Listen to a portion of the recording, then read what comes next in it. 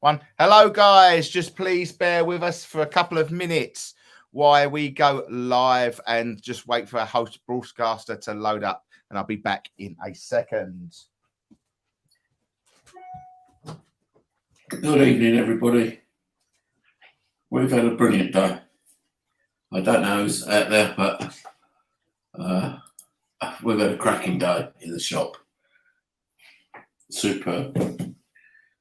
It's been a good week all round. Then I'm sure you're going to hear about their fair kite experience last week. Unfortunately, I didn't make that one. I had the dreaded COVID, and boy, did it hit me for a couple of days. I think it was previous to the Saturday, Wednesday, Thursday, Friday. It was a horrible, horrible experience. But back now, feeling good. All back to normal, so that's good. But yeah, I hope you're all enjoying your Easter weekend. Happy Easter to everybody. And as I say, I don't really feel like Easter because the weather's good, and that's very unusual. But and it's meant to stay that way all weekend. So how lovely is that? So I hope you're enjoying your break, everyone.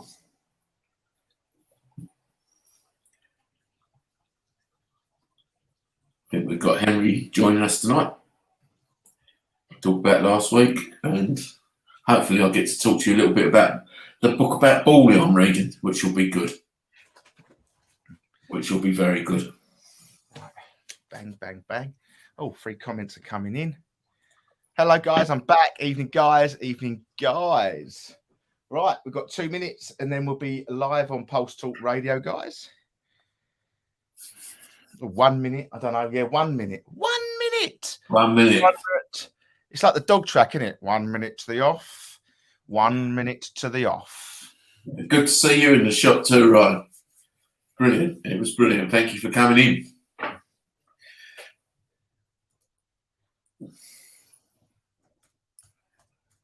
Evening, Scott. Evening, Stephanie. Evening, Mrs. Jones. Hello, Jane. I haven't forgotten about you, Scott. But I've had such a busy day. But I will be in contact with you over some point over the weekend. All right, Scott. Promise you. I do need 2 jingles made. 2 jingles made. So that would be great. Right, just waiting for that tick over. So it's 59 on my computer. 59. It's gone. It's 8 o'clock now. It's 8 o'clock. Let's go domino then. I don't know where your mouth is. Let's go. As a duly designated representative of the city, I order you to cease any and all supernatural activity and return forthwith to your place of origin or to the nearest convenient parallel dimension.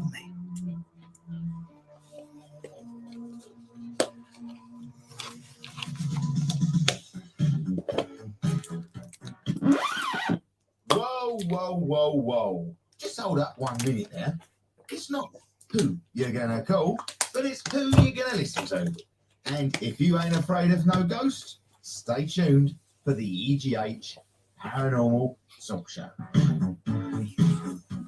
Good evening, guys, and welcome to the EGH Paranormal Talk Show, live and exclusive on Pulse Talk Radio. And what a day! What a day it has been. It's Friday, the 15th of April, 2022.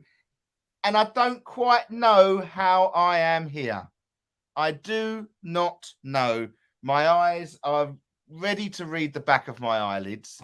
But what a day. What a day.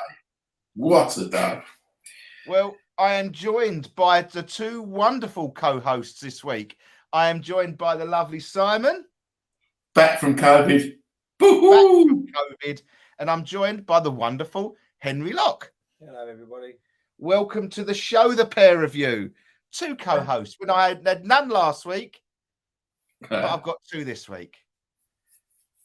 The 3 amigos, live on air. Live in the shop. Maybe one day. Maybe one day. You never know. Yeah. You never know. But let's start off with the news. The elephant in the room. The biggest news that today Essex Ghost Hunters opened their doors for the first time. For the first time, we opened up Cyrus Spiritual Connection Shop at this address. It's the White Elm Garden Centre in Chelmsford, CM3 4LR. That's where we opened up today. We opened the doors. We had people flocking for miles and miles around. It was an absolute pleasure to have you all in. Absolutely fantastic. I say I was overwhelmed by the amount of people that come in today and saw us. It was brilliant, Si, wasn't it? Oh, it's fantastic. And it you know, just to come in, for them to come in and say hello, it wasn't about buying anything. It was actually coming down to support us, to talk to us about things. You know, I've got just as much pleasure in telling people what we did on events and speaking to people who'd never done an event. That was great. It was a great experience. You know, Henry joined us, didn't you, in the opening, H? I did indeed. I wouldn't miss it for the world. How did you like it? I loved it. I didn't want to go home. Well, We've got to go home. But I'm going to be going back tomorrow. everyone will be. We've got loads of people. We've got look, Ryan, who joined us. The Lockinator is in the house. Is that what you're called? I don't know. It must be a new nickname, Ryan, I guess, isn't it? The Lockinator. It's better than Henry Hacken. But no, Ryan popped in to see us. It was good to see you today in the shop. Thank you ever so much for everybody that has joined us. Just a little bit. I've just got to do a couple of announcements. All right, I've got to do a couple of announcements. Last week we was joined by Size Fines, Thames Mudlarker. He joined me on the show last week.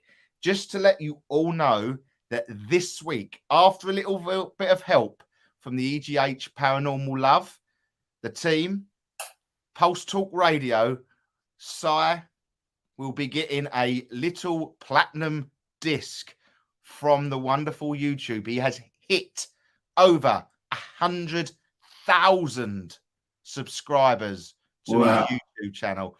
So a massive round of applause. I don't know if I've got a clap. No, I haven't got a clap, so I can't play a clap for you, but I will clap you. Because it was... I'll clap you.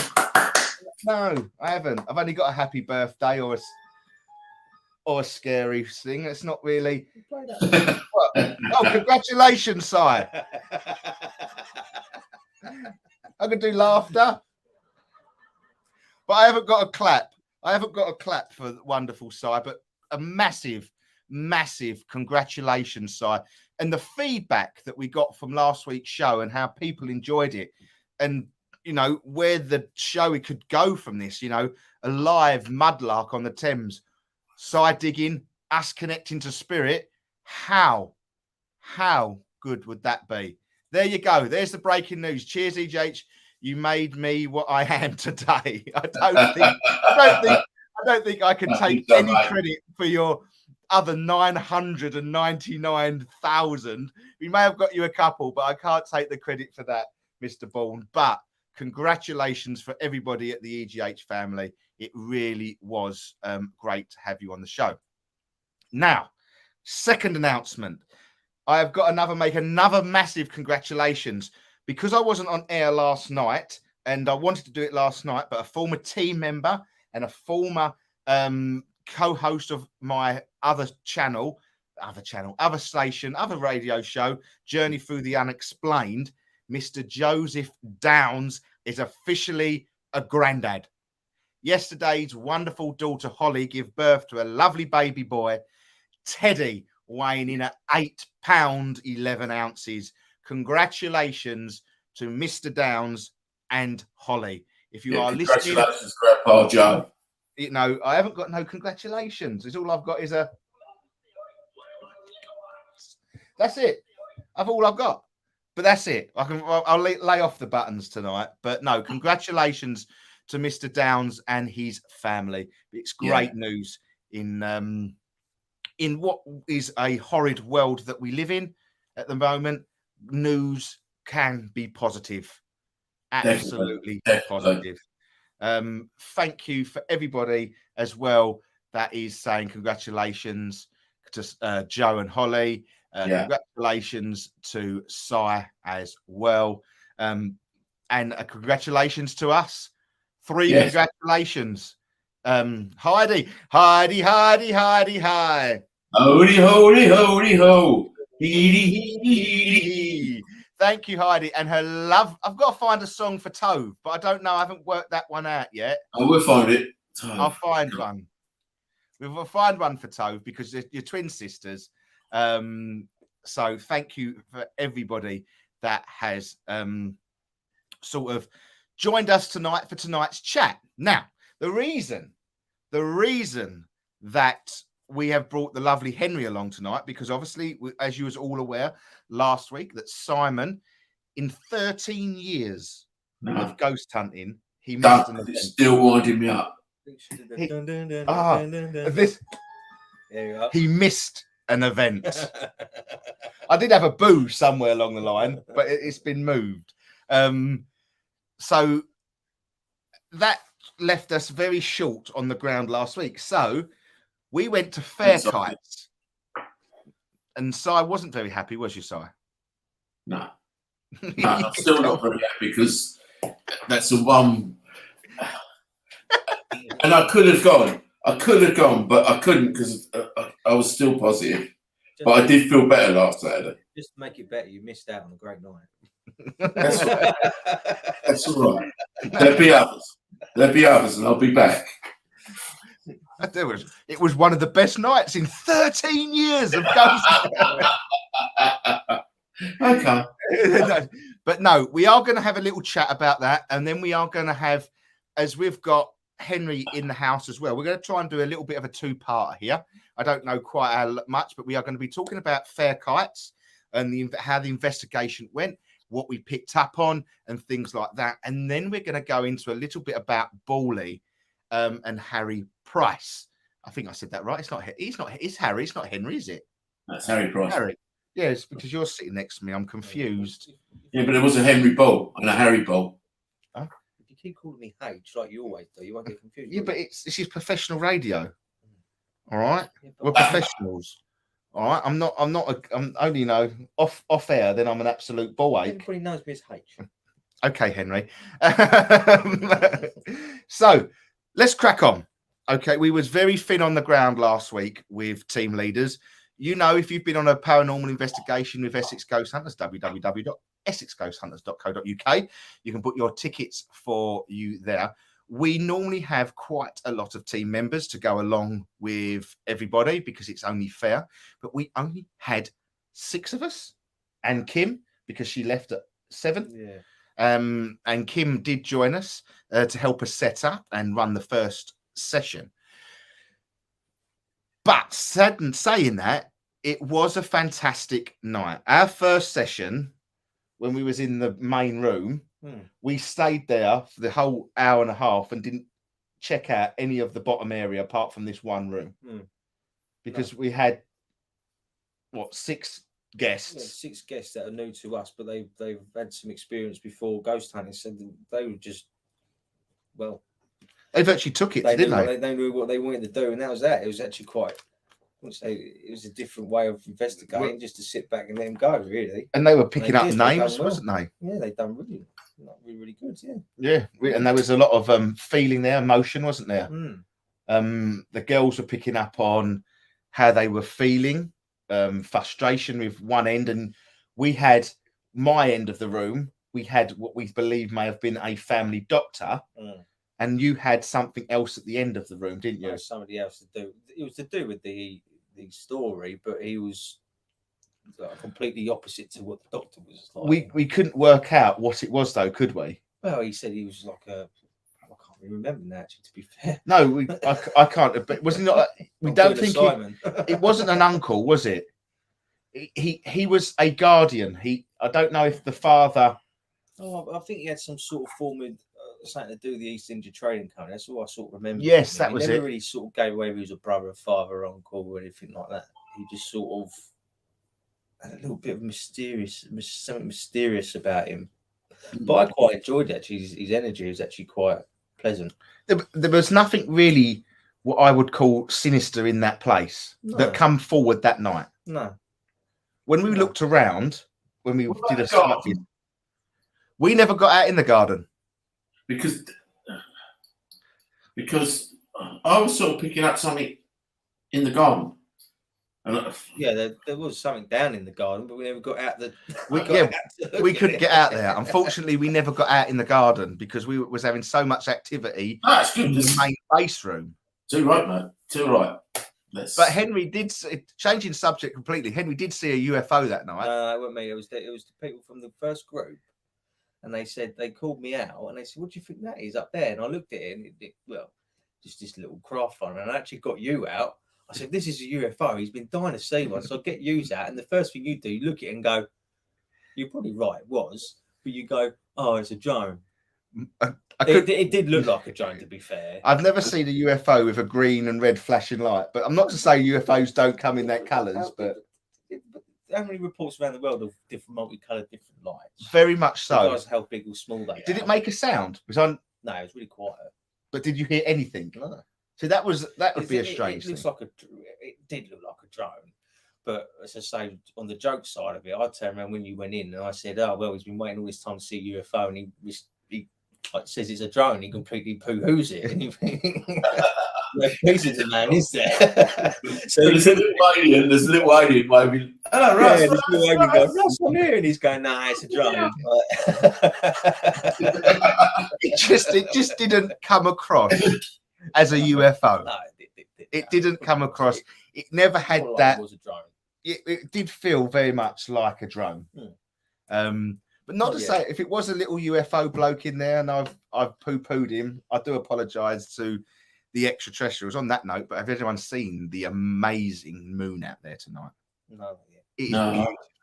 It is beautiful. If you haven't, kids out there, have a look. But that was who we got join us? Mrs. A. Mrs. A, Mrs. A, Mrs. A, A, Mrs. A, Mrs. A, Mrs. A, A, Mrs. A, Mrs. A, Mrs. A, A, Mrs. A, Mrs. A,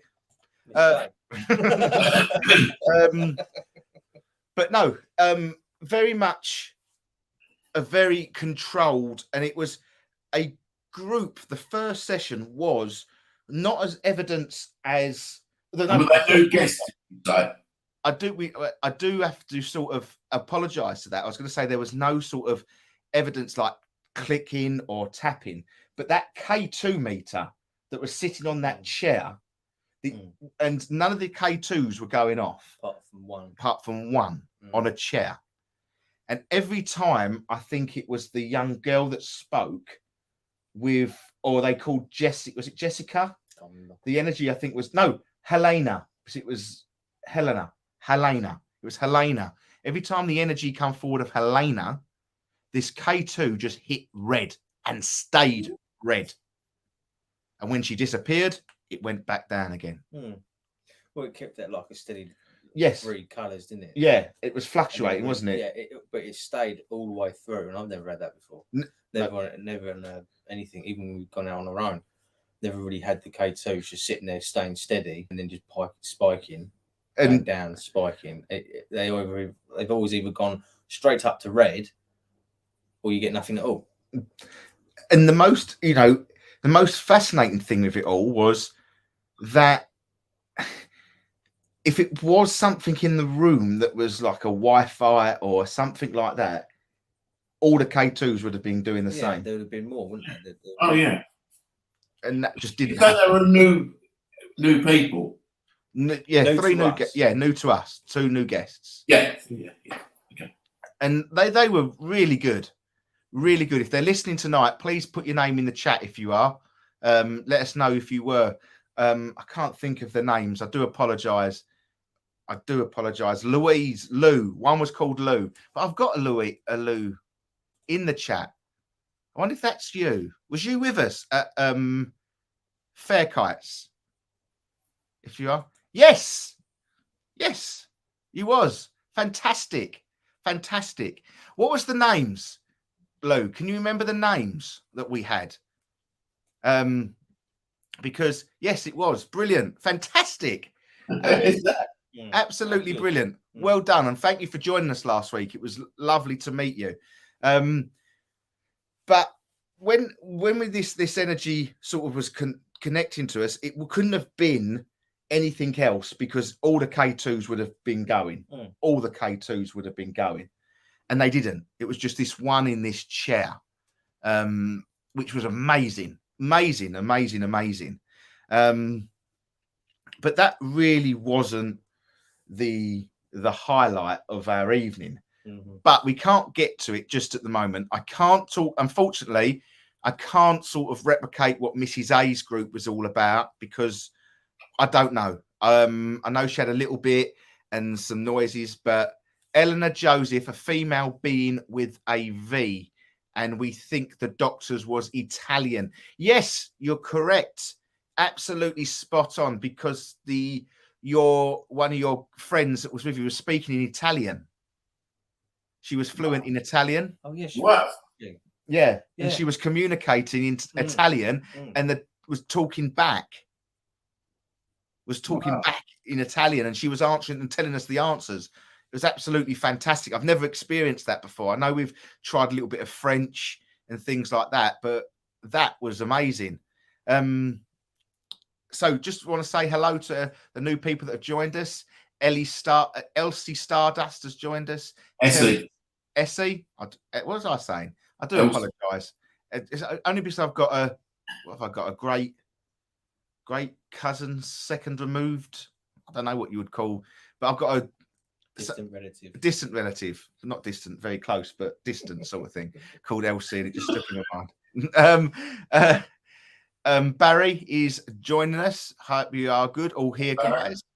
Everyone's saying hello now. So hello, everybody. Hello, welcome along. Welcome, one and all. But if you want to join in the chat, guys, honestly, please ask questions. From the Netherlands. Oh wow. Wow. We do go around, don't we? We do go around. Netherlands, Denmark, you know. We're multinational here at Essex Ghost Hunters. So welcome all the way from the Netherlands. Any questions, guys, please pop in the chat. We're here to answer your questions as well. So if there's something that you don't understand that we're talking about, stop us. Just stop us and ask questions, all right? We'll be happy to answer them.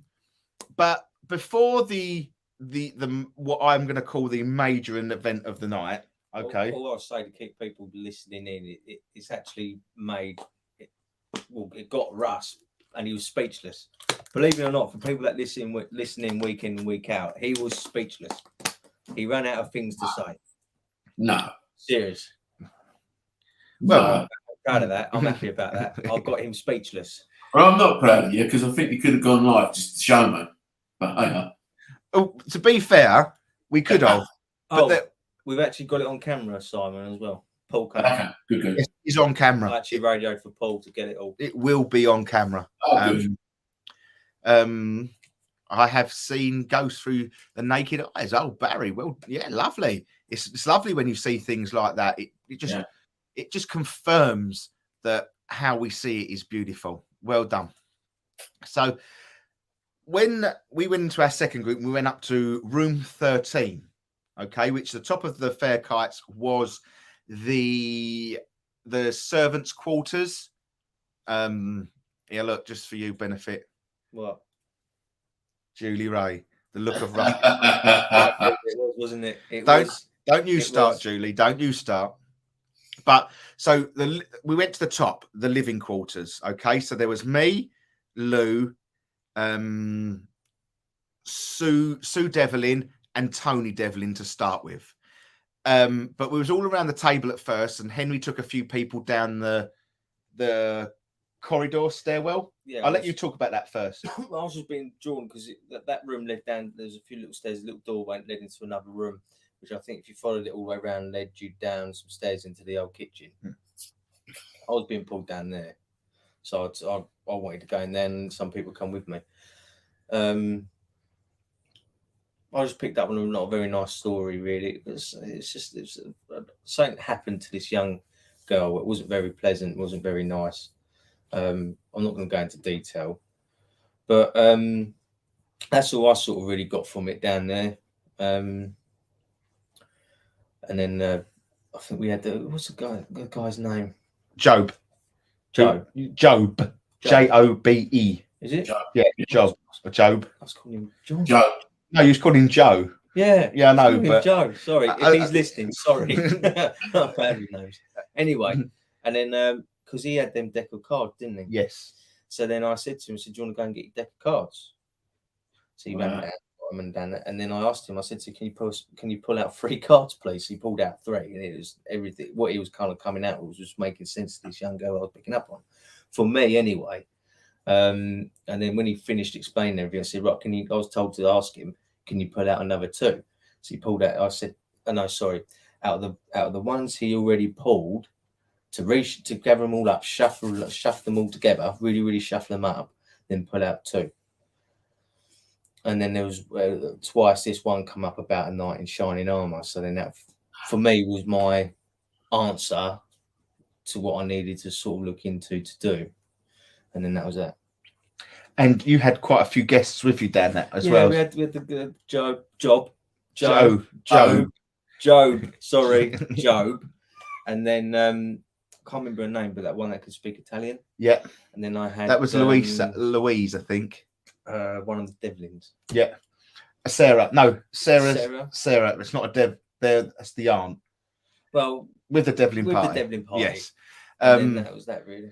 So when Henry went downstairs, that left us 4 around this table. And the table was beginning just to slowly move. Slowly move. That's all it was doing, slowly moving. And there was this really, and when I say a beautiful energy that come through, it was a beautiful energy. His name was Arthur, and he was the head of the servants.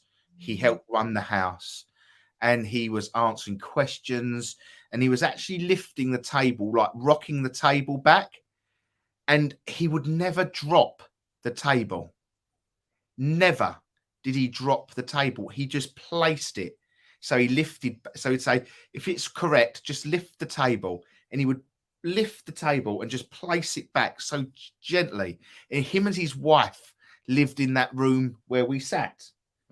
And he was telling us questions. And then all of a sudden, the lights kept flicking on outside. We'd say, turn them on again. Light come on outside. It was on the security. Obviously, it was like a security light, but it was just perfect, absolutely perfect. And it was just boom, boom. And he would answer so many nice questions. He even was a prankster. And you know, when you come in and we was all laughing, he was going to play a prank on you and push you down the last 2 steps. Oh, was he? That's Well, I only came in because Mrs. A shouted out. She went, "Can you tell the group up there to be quiet, please? Is it That's what she was like. Oh, she never come. You tell him, Mrs. A. You tell him. And oh, I am sorry, Mrs. A, but you never come up. The thing is, we couldn't help it. Well, we must have made terrible noise then on the last session. I think the whole of Hornchurch must have heard us then. Yeah. We was being nice and quiet. Well, I must admit, in the second, I got the giggles. I couldn't help it. I just giggled and giggled and giggled in the second group because he every time he said, I think her name was Michelle, in that group with us, come back from your session. And she said, like, are you going to play a prank on someone like Henry? And the table went, yes. And that's what, and that's what I just got the giggles. I couldn't help it. But that was the start of that room because the energy was so poignant in that room and plus being room 13. Yeah. The thing is though, when I actually come in and said, "Can you guys keep it down?" It was actually like walking into a bunch of school kids. who had the giggles. Oh, but you As soon as I never, said it, I said, guys, can you? Sandra just asked, can you keep it down? you because never they can said hear you downstairs?" Sandra. I said Sandra. I said, I just thought I you'd said- come up and said I keep said, the noise Mrs. No, I said, down. Mrs. A has asked if, because you've been a bit noisy, can you just keep it down a little bit because you're interfering with them downstairs? And then all you lot just done, just went quiet and just started burst out laughing again. That was it. That was it. It was Maggie. He hid her shoes. Oh, was it? I don't know. No, that's what we was laughing at. Oh, right. Maggie was the lady Mm. that was asking the questions about praying planks, Oh, right. and then he hid someone's shoes in the pond. You know, at Langton's, there's the pond out the back, isn't there? Yeah. He hid a pair of shoes. Well, I should think he lost a pair of shoes. Yeah, lots probably. Not miss. You know, and we just lost it. We did. We couldn't help it. We just lost it. Giggled, and obviously Mrs. A told us we was too loud. Oh, his brother's shoes. His brother's shoes. He hid his brother's shoes in the pond. Oh. And this is what I lost it at this point. Sorry, Mrs. A. I didn't mean to make a lot of noise, but next time, just radio me. You've got a radio. You could have gone, could you be quiet, please? I'd have probably told her to off. But Probably why she shut up. You did sound very polite when she did ask, to be fair, Mrs. A. You did. how can she sound polite? She comes Oh, from no, she Chafford did. 100. Oh, no, she did. She sounded very polite, Mrs. A. did to me. Yeah. How did that happen? I know. She goes into Essex Ghost It Hunters was like- mode, it was doesn't like- she? it was Yeah, like- she does. It's like a telephone voice. I just heard this voice calling from up the stairs. H. I thought it was Maz. Mrs. No. A. No, She sounded very quiet. yeah, that would have been. Would have been- Ah, yeah. Can you keep it down? No, she was very polite, Mrs. A. Was I'll give you. Come on, Mrs. A. Speak up. She is. I'm still here. I know you are. I know I'm in trouble. Look, she's using my full name. Yeah, Russell, that's bad. That's bad. Kim's saying our radio kept going funny. Only Scott's though. Oh, Only Mm. so they couldn't get hold of us. Perhaps it was Arthur who was messing around with the radios. maybe messing around with the Could be. radio.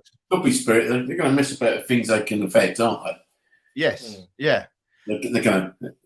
But I'm not one that No, see, only- for me, I You don't said normally. that- Sorry, an Simon. EMF surprised me. Do you know what I mean? Mm.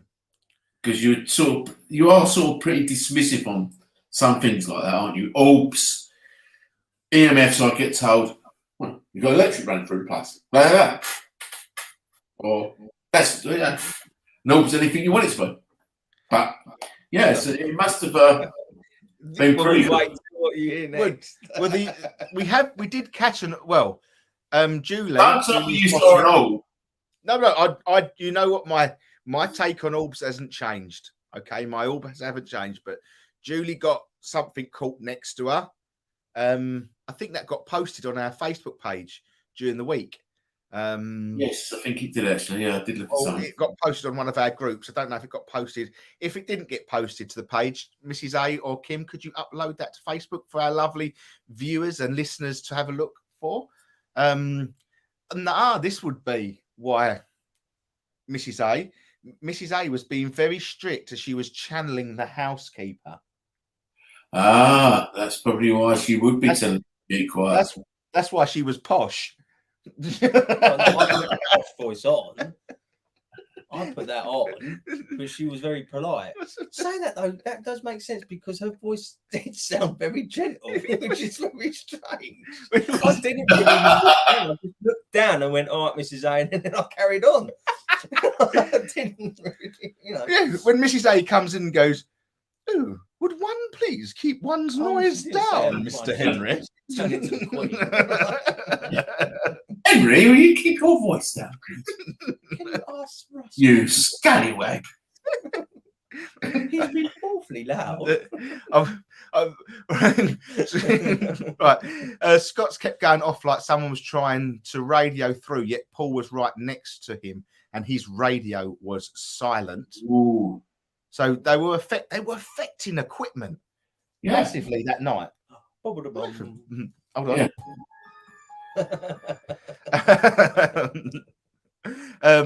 We was getting a good story. This is from Sandra. We was getting a good story. Scott was challenging a young boy who had stolen food from the kitchen. He was brilliant, nearly crying, and have some great pictures of his face. Yeah, actually, I did see that. Yeah. Changed. Let's see. Have these been put on Facebook? If we can get them onto I've Facebook, seen some of that. that would be fantastic if we could get them onto Facebook, so everybody can see what we are talking about.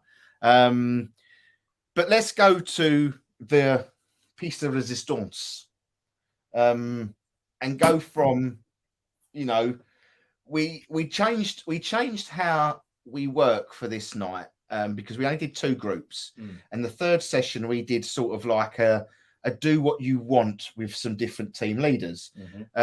Scotty T. Oh, sorry. Before we go, talking about radios. My radio in room 13 was moving on its own. I took my radio off because I couldn't sit in the chair properly, so I put it on the table, and the radio was rocking without no one touching the. Yeah. So it had to be something to do with radios. Now, And like radios, obviously. I'm wondering. Now, this is just a theory. I wonder if it has anything to do with radio communication during the war. I wonder if there was a radio communications in that house. Could be, mate. Could Because be. you're quite you're just outside of London. You think you're not too far from the Thames either way. There was a airfield. Yeah. Wasn't there? Just around the corner. Yeah. Yeah. There was the gun turret as well in Elm Park. Yeah. Oh, loads of them, yeah. Yeah, I wonder if Maybe. that has anything. Maybe. I don't know. I'm going to have a look into that, because something to do with radios. There's a lot of officer quarters over in Hornchurch as well. So I Lots. wonder. Very interesting. Very interesting. That'll be something that we have to look into. Good evening, Sue. Welcome. Welcome. So let's now start when we go. As I was about to say, that the last session was a free-for-all session. Do what you want with a team leader. That's what we called it. You could pick whatever you want to do. You could do table tipping, bald, seance. Big shout out to Scotty T, because he took a group on his own for the first time. He's come on heaps and bounds within EGH. Well done, Scotty T. Oh, he's only talking about Maz. Look. Yeah, look. He is must be burning. Do you think she gets like a call, like a special call every time her name's mentioned? Yeah. For the disturbance within the Force, yeah. So I wonder if your ears were burning, Maz. Good evening, Louise, as well, that has joined us as well. So we did a free for all, and I can only talk about our session because me and Henry went to room 13 with Julie, Andy, who else? Sorry. Julie, Andy, and Jane went up to room 13. And this is where we went back to do a seance. Now, I don't think room only sunburning. About disturbance. Yeah. But this is where it sort of, I don't think this was the same energy as Arthur. No. This was too forceful, and not in a bad way. Okay. But I'll let you take us through the story, because what happened was quite amazing, to be fair. Well, like I've done recently with my seances, I don't just stick to the location we're at. I actually send my call out to the energy within the area. So if anything wants to come in from the area, they're more than welcome to. And I feel obviously that's what we've got. We've got some energy there from the area, not linked to the house. I think we all sort of agreed with that at the time, didn't we? And then, well, Simon's been a part of my seance. He's around the table. He knows what I ask, and that's that. And we just asked for the table to move, and there was a torch on the table, wasn't there? Well, for all the This will only be for the beneficial of. Oh yeah, that's it there. This is not the actual torch. But similar. This is the same sort of torch. Mm. Okay, so the benefit of all the watchers on YouTube and on Facebook. Yeah, with the buttons. This is exactly the same. You know. Okay. Mm. Yeah. Yeah, and this torch, obviously the button was sticking out more at the bottom, but it was Well, sitting perfectly to be up on the fair, table, wasn't it? It couldn't have been. When we No. first started that could not have been, because that's how it was sat. Yeah. But So it was it's sat on the not that table. torch, but it was sat on the table upright like that was in Russell's hand. And I just said, knock the torch off the table. So as it does, as time goes on, the energy needs to build. And Julie was brilliant as well. She was proper encouraging as well. And then, but this torch, when you looked up at the ceiling, it was moving clockwise, stopped, and it went anti-clockwise. Wow. Torch. And it done that quite a few times. It went on for quite a while, didn't it? Mm. I'll say a good 5 minutes or so. Yeah. And then eventually, obviously, over the time, the torch fell over. And then actually, at that point, I said, well, knock the torch completely off the table. Then that's when the table really started rocking from side to side. And then the torch obviously fell off the table. But the radio and what else was on there? There was a bit of Julie's equipment, wasn't it? Yeah, poor old Julie's EMF reader. EMF reader stayed perfectly on the table, didn't fall off. So then we I know it did. It smashed, didn't only it? at the end when I asked for it to be, when I asked, and then so we put the torch back on again, and then I said, "All right, do it again." Straight away, it fell on the floor. We put it on again, fell on the floor. Tables rocketed, tipping to one side. It was sliding upwards, backwards and forwards, side to side. What else was it doing? Basically, pretty much that. Really, really going for it, wasn't it? Yeah, really? the table was just. Well, I And think it went on all three at one point. Yeah. And then that's when I said, "I'll get everything off the table." Then everything fell off the table. Then, so bearing in mind, you've got a good half hour going of the table going backwards and forwards, like rocking side to side, and it's sliding up and forwards, backwards, side to side, and the radio and Julie's EMF meter stayed perfectly on the table. Only them two things. But then as soon as I said, right, knock everything off the table now, clear the table, boom, all fell off. Everything fell off. Wow. Everything went. That table was clear, and unfortunately, the battery fell out on No, Julie's EMF, wouldn't it? But we fixed it. it was in about 50 different pieces by the time Well, it fell off. it was fixed. It still Yeah. worked, didn't it? That's the main thing. But then, like I said, Russ, speechless, couldn't believe it. He sat there, I think, Evening, for a Craig. good few minutes at the end, trying to get this torch to stay upright, That was and it wasn't. My whole point of I've been involved in seances when we've been to Wales, when we did when that old country table lifted off the floor, we've been involved in that. I've been involved in, and yes, I was absolutely but the thing that just topped it over to me at the end of the seance, I went to just demonstrate how the torch would rock, and you could not stand the torch up on the table. It would not stand up. You couldn't get it to stand up on the table. Well, no, you did at one point, but then as soon as you rocked the table, it fell over. Yes, you only had to touch it with a little bit. But the whole table's shaking. The whole table is shaking, and that torch, all it's doing is going round in clockwise, anti-clockwise, and it was going backwards, forwards, side to side. It didn't fall over. And this it's table mucking about didn't the fall equipment over choices. anything. It's mucking about your radios, your torches, your EMS. But my whole point of it, Simon, was at the beginning of the session, that torch stood on its own, unaided. At the end of the session, that torch was impossible to stand up. It couldn't stand up. So how I saw it, and I have to say how I see it, is when we put that torch down, an energy grabbed it. Yeah. It could have been the only way that torch stood up. And what it went through before it fell over was it wouldn't have done it. The way I got it to stand up at the end, it only took like a little and it would have been over. Right. But the table was going like that, and it was staying there. And that was what gobsmacked me the most, is how the torch at the beginning stood up, and I couldn't work it out. The only explanation I could find in my head was something had hold of it and was rocking it anti-clockwise. And when it wanted to go, it dropped it, and then it just played havoc with the table. Nice. Could be though, couldn't it? It could be. There's no other way to. Unfortunately, there's no other way to explain it as far as my mind can go. And as I say, we got Paul up. By the time I think I got on the radio, I said, "Paul, can you come up to 13? Because we needed to do some recording in here, because what we're getting was, it had to be recorded. It had to be, didn't it?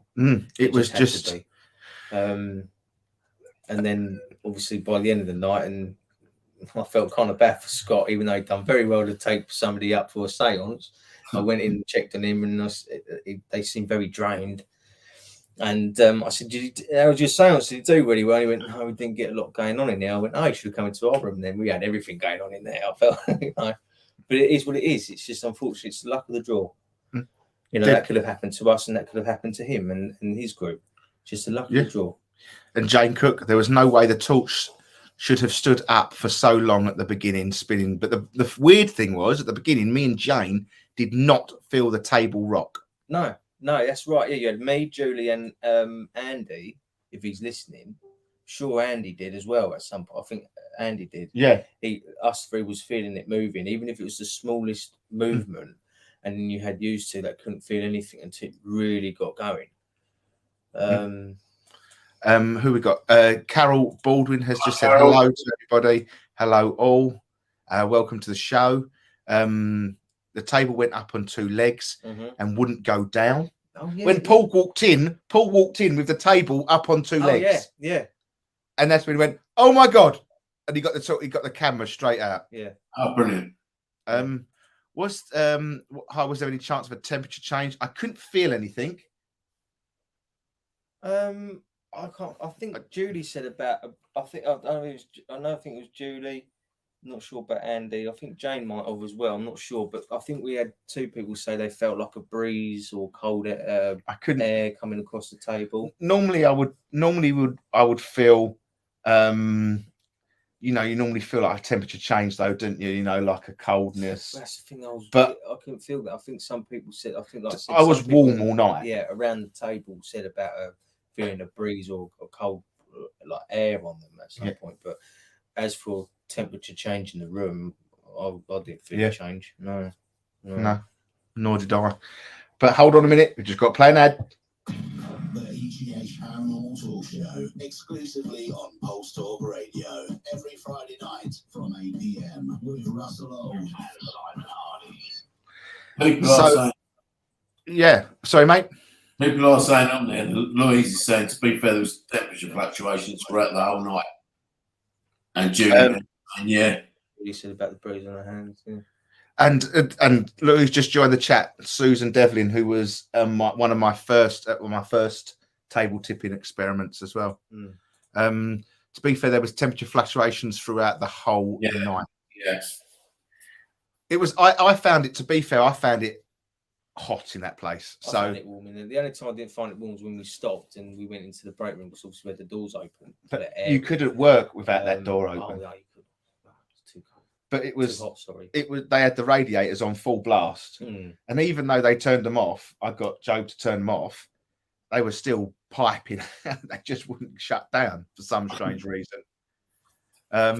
What's that? So me and Scott had a walk around before, and stuff happened straight away in room 13. I wonder if it's anything to do with the number. Yeah, but it's only a superstitious number, isn't it? Yeah, but if it is superstitious, it's going to play on that mind, isn't it? It's going to be in your mind. Yeah. Oh. It's not going to be on the spirit's mind particularly. It's going to be on your mind. Yes. but I think everyone was drawn to room 13. We didn't, you know, we only went to the little room at the end with about 10 minutes to go. No, Because I think when we walked into room 13, didn't even, obviously I saw the number, but I didn't even think nothing like, oh, to me, it was just like another room. Didn't even think about, oh, number 13. yeah, Nothing. no, It didn't even cross me sort of mind, really. I didn't really pay too much attention. as soon as because when we walked up the stairs, I said to our group that I said, "Where do you want to go?" And they all looked at number 13 and the beeline for straight in number 13. Exactly. So it is going to be that. Yeah, there is going to be that. There's always going to be that. You know, unlucky 13. But to be fair, it was far from unlucky. Yeah, exactly. Far from unlucky. Yeah. It was probably the most luckiest room. When we was at Waltham Abbey, near the end, I'd done a seance around the table, didn't I, with you, Simon? No, and that was some heavy table. This solid oak, And it table, was, yeah. massive, and it was a heavy table. I got that moving. We got that moving. Myself, you know, obviously, like also I got it moving. We all got that moving, even if it was the most smallest rock. So when we done that seance at the end, my attitude was, well, if I can get the energy going, if I can get the energy going to the point where it can move that solid oak table, which is twice the size and as heavy as this little table should go mad. And thankfully, thank you, Spirit, it did. Yeah. It absolutely did. To be fair, you know, I know Simon's going to hate us saying it, but it was but I do find that when we go into new venues, we're hyped. I'm hyped because we haven't investigated it before. Yeah. Yeah. That's not to say I'm not hyped for every event I go to, but when it's something new, it's like opening a Christmas present for me. Going into a new location, it's like receiving a new Christmas present under the Christmas tree at Christmas. It's like a birthday present. I get excited. I get giddy. And not only that, with fair kites, it's not like how can I put it? It's not like Harry Sport. It's not like Calvin. You've got so many stories there from before that you can feed off a story. You're going in there with nothing really. There's no history on that. Well, I don't know. I don't know what the history was, and I don't know if Joe knew what the history was. No, that's one thing he said to us at the end. He said, after this night, it makes me want to look more into the history of this house. So he had experience as well. I think he had some sort of experience as well, which is really good because he's got an interest in it all and he's into it all. And I think some guests said before we started, had they ever had anything happen? Has he had anything happen? And he said, surprisingly, is he going to be ashamed? No, I heard him say that. And to actually give him an experience there for him, because he works there, is brilliant. Yeah. Which I'm really happy about as well. Sorry, no preconceived ideas. So there was nothing there that in room 13 you had this evil spirit, or in room 12 you had the, you know, I don't know, the chambermaid. There was no there was nothing there. So you had to actually go and find it. And Spirit will help you there. No, it was nice. It was a nice feeling. For the first time, I think, from start to finish, I never really got anything nasty. I never got any sort of bad vibes. I know you got sort of a little bit, but I think that was more of a different sort of bad vibe than. No, yeah, that's just because of something will happen to somebody there. You're going to get that anywhere, unfortunately. You know, it doesn't matter. It doesn't. Obviously, everybody has their own perception, negative and everything. Obviously, mine and yours is one thing, but it's a house. It's lived. It's been lived in. You've had people walk through it. God knows how many people walk through it. So it's going to have some bad. I won't say some bad. Not some very pleasant things happen in it. That's all I'm going to put it. It's a home. It was a home, you know. And obviously whether it's useful today is... Yeah, but you know, I sort of I get what you're saying, but when we went to Charlton House, that was a home, and that was I'm sorry, that was routine ball. Oh, yeah, that was there was.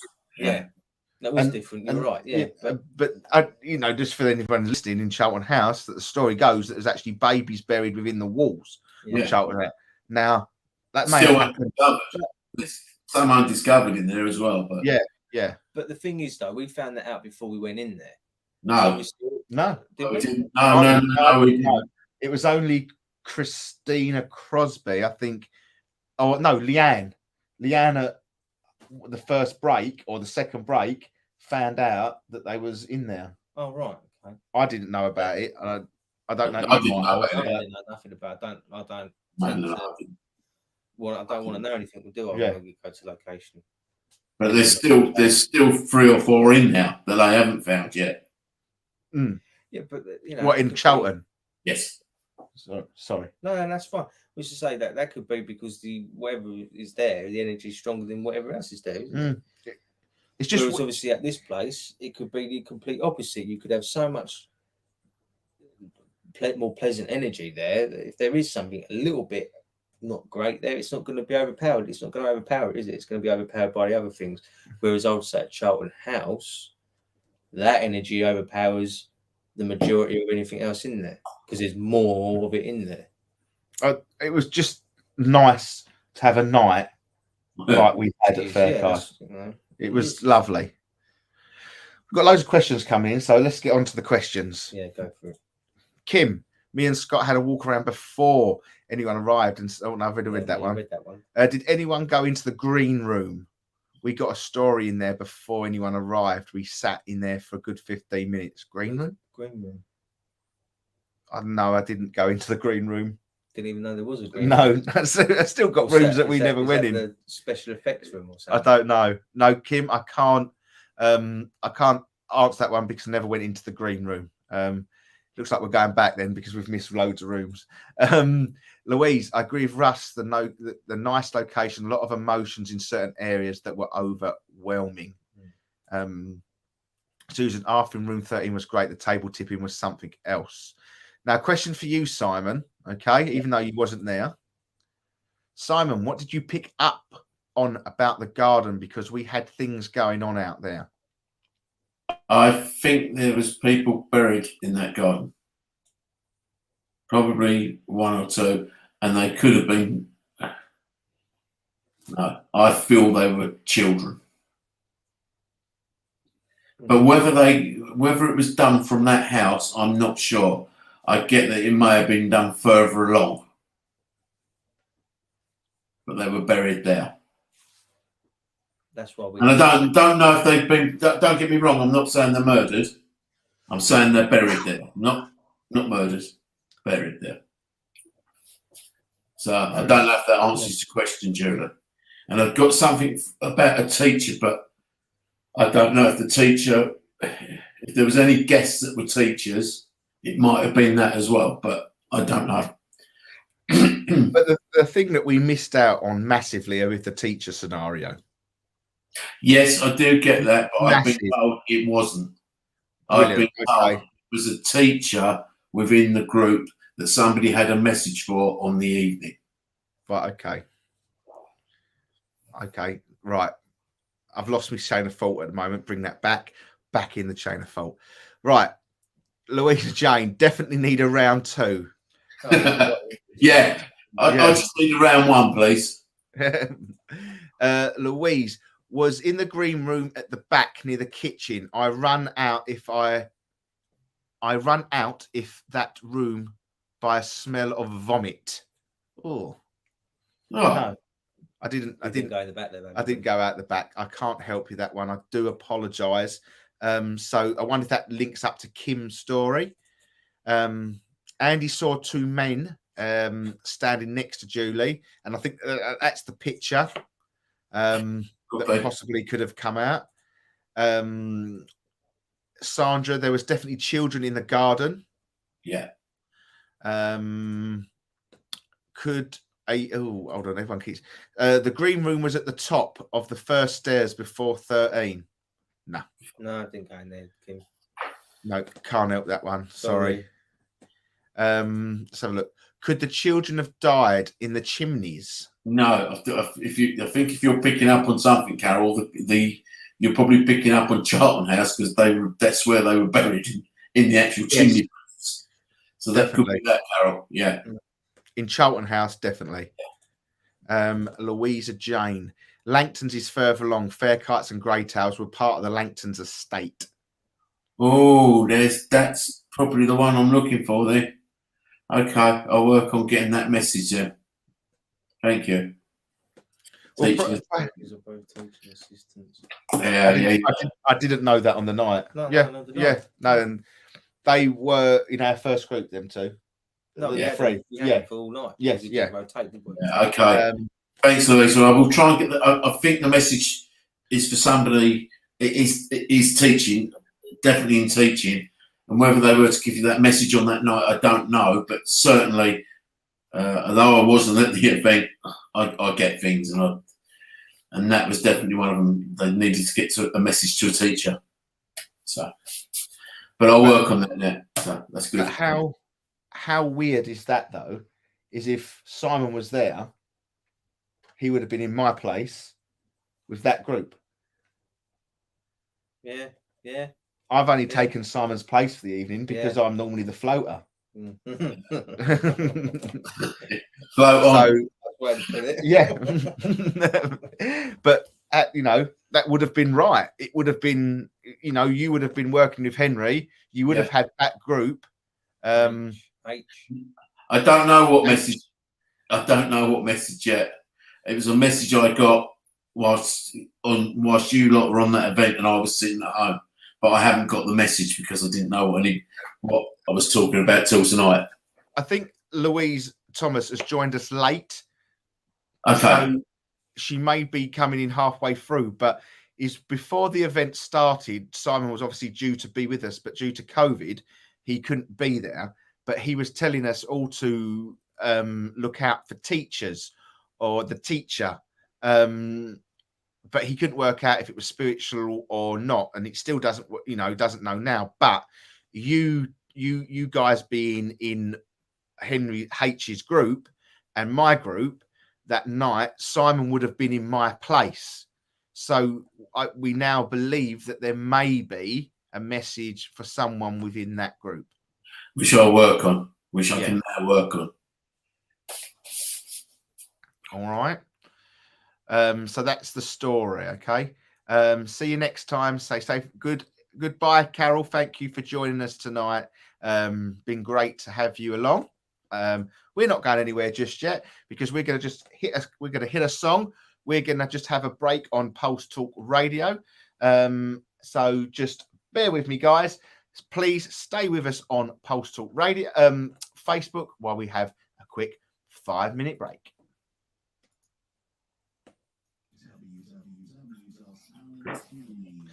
Please, guys, just bear with us while we just play a couple of songs on Pulse Talk Radio. Henry's going to get his. Henry's going to get his picks. Yeah, he's going to go and go back for a cigarette. But honestly, guys, just stay with us for a minute. We're just on Pulse Talk Radio. We've got to play a couple of adverts and our songs. So just hang tight, stay safe. But honestly, guys, just for your benefit, if you missed us, we have opened a little shop now. So you can come and visit us at any time. It's like an EGH HQ. Yeah, with all special little things in there. Look. Yeah, I think Kim put the address at the front, didn't we? There we go, guys. So if you want to come and give us a visit, come and talk to us, come and show us your evidence. Would be love. Simon's going to be there virtually all week. We will be closed. We will be closed on Mondays, but not this Monday. We will be open on bank.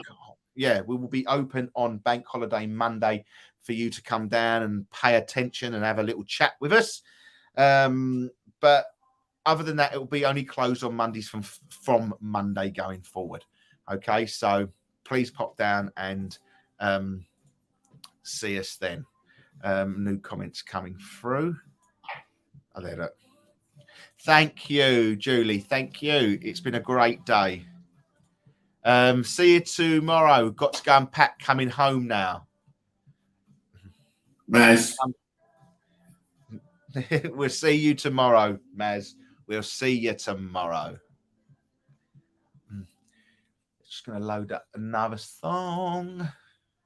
Yeah, safe trip back, Maz. Yeah, safe journeys. What do they say in America? Godspeed, is it? Godspeed? Something like that, isn't it? I thought he was in the film. I thought he was in that film, Godspeed.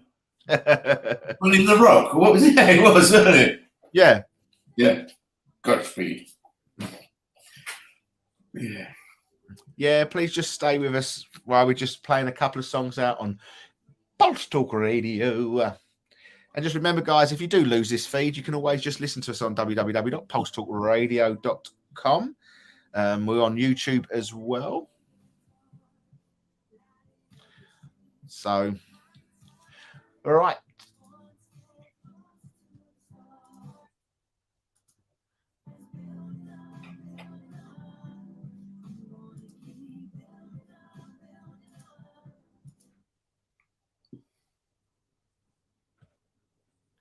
I am just going to go to the toilet break. I'll wait a minute.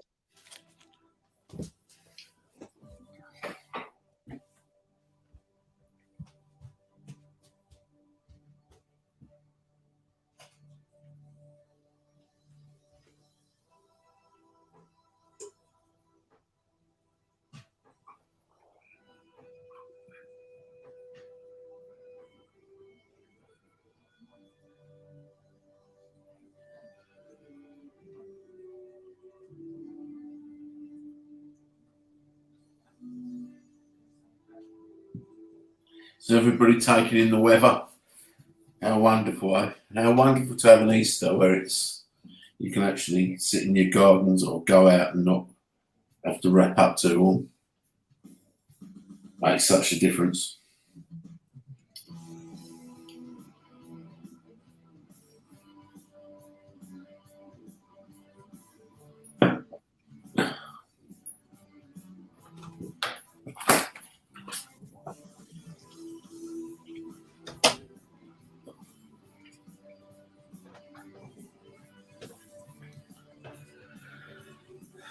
Hello. Right. Yeah.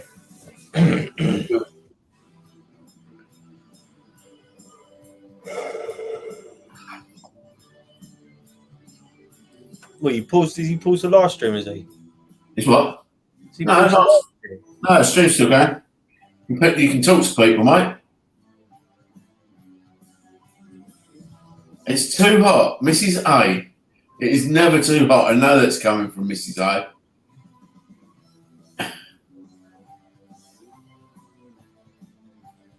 Yeah, Jane, there's a lot of people there today. It really is something. It's out of this world, actually. It's really the feeling around the shop is superb, and the place is absolutely spiritually. It's lovely, isn't it, Oach? It's really just a nice place to be. Yeah, no, like I said, I didn't want to leave. No, it's really has that feeling about it. Well, I'm gonna go back tomorrow. I'll probably Russ is gonna go up there tomorrow as well, I guess, isn't he? He's opening up tomorrow. What? Russ is opening up tomorrow. How is he? Yeah, I'm going to be there about 10. Oh yeah, yes, I will be there tomorrow then. What? I don't know. Yeah, Heidi, we'd love to see you when you're over in the shop. It's brilliant. I don't know. Oh. He's asking the wrong guy here about how long that song got to go for. I can't see it. So you're going to have to answer him. It's got a big screen here and it's just, I don't know.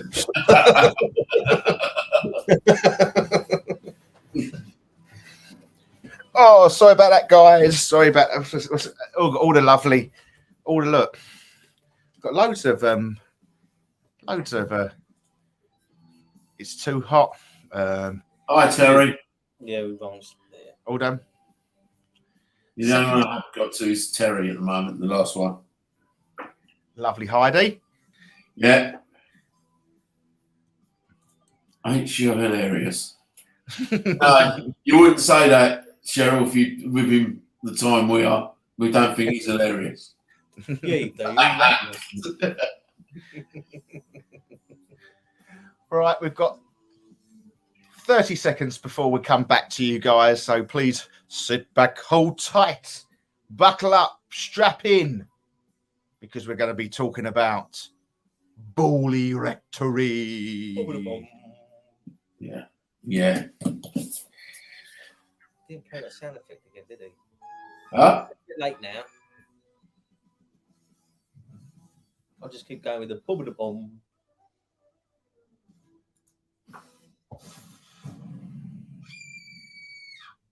Do you like things that go bump in the night?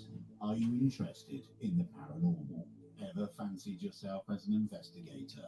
Come and experience it for yourself on an Essex Ghost Hunters event with over 20 years of experience in the field with investigations countrywide. You can find us on Facebook, Instagram, YouTube, and for event information, please go to www.essexghosthunters.co.uk. And if that's not enough, join us every week on the EGH Paranormal Talk Show, live on Pulse Talk Radio.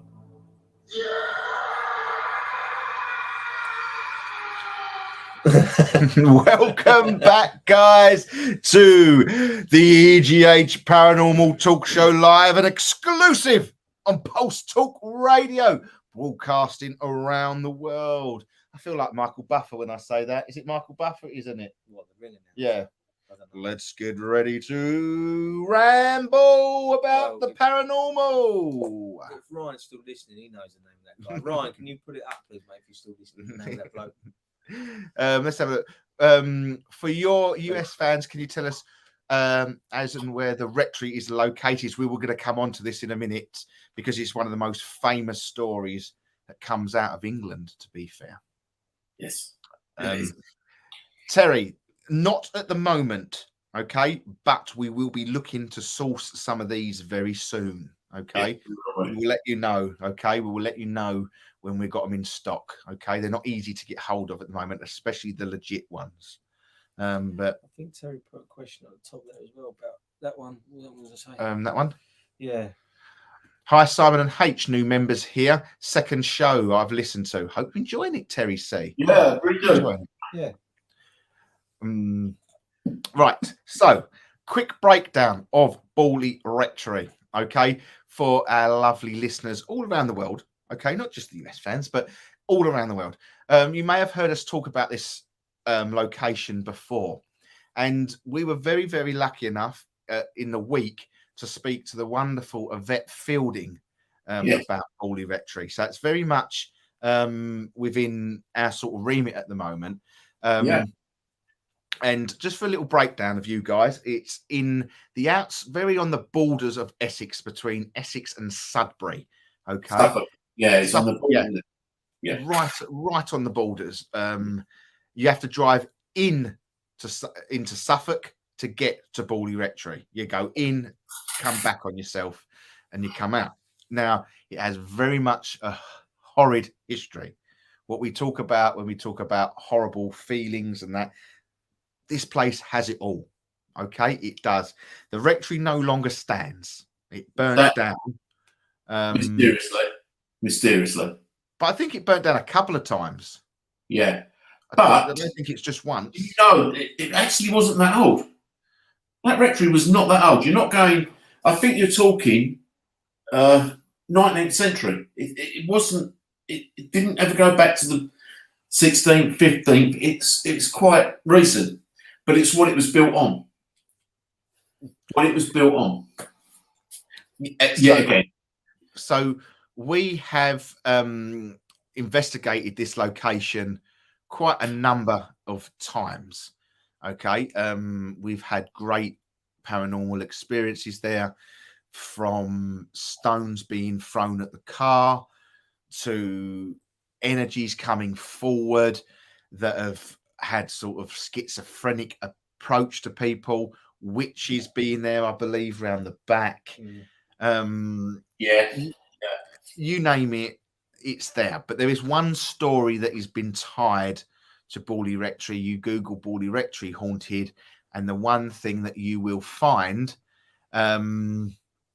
is that the nun, the famous nun story of Borley Rectory. Now, the nun was supposed to be having a love affair with, I don't quite know, let's say she was having a love affair. The gentleman of the cloth, shall we say?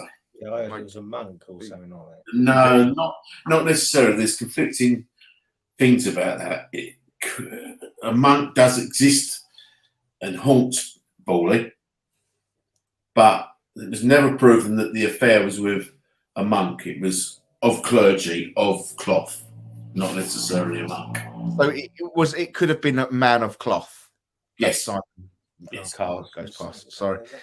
Yeah, for any of our listeners, that was a car going past Simon's house. It does happen within this show. I just had a car go past my house. What? I haven't just had a car go past my house. My house is quiet. I've had nothing go past my house and make a noise. I would tell you if there was. I would say there's a car just gone past. Well, there was a massive noise then. Well, even I heard it. Yeah, it was quite loud. It sounds like that normal motorbike goes past your house. No, nothing's gone past. I would hear it, and you'll see me go. Yeah. Okay. Well, that was a bit strange. Who heard that? Please, was it just me and Henry that heard that, or did you all hear that funny noise? I will just talk just for a minute because there is a delay, obviously, to our voices being heard to the Facebook feed, and it will take a bit of time. Sounded like a growl to me and freaked out. Yeah, a lot of people heard it too. I would tell you if it was outside there. Okay. Well, that was weird then. That was, yeah. That was very, very strange. Unfortunately, Louise, we do not do events at Borley Rectory. You can visit there yourself, but there is no really ideal location because it is obviously got the public houses around it and they're not too keen. So if you do go, keep it very quiet and keep it small numbers and park down the road, then walk to the church. Okay. In saying that, the last time we went to Borley, do you remember we found the gates further down the road? Yeah. Now, obviously, I'm reading the book. The book. Can we just, before we was talking about the nuns story. Okay. It's just for our American listeners and around the world, because we were just hung up on the nun story just a minute. So there was a love affair between a nun and a man of religious cloth. Okay, we don't know if it is a monk or whatever, where it's come from. But they got caught.